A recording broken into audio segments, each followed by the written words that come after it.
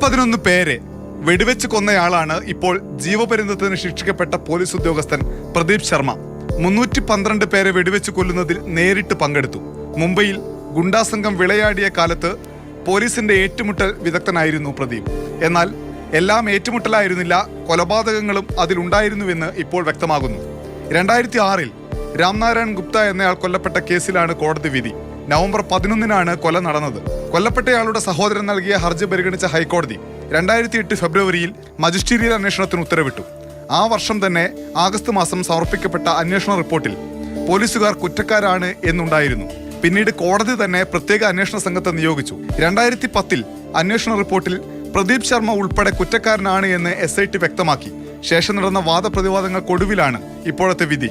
1983 Maharashtra police inspector ബാച്ചിലാണ് Pradeep പഠിച്ചിറങ്ങിയത്. Dawood Ibrahim, Chhota Rajan തുടങ്ങിയവരുടെ സംഘത്തിലെ നിരവധി പേരെ പ്രദീപ് ശർമ്മയുടെ നേതൃത്വത്തിൽ വധിച്ചിട്ടുണ്ട്.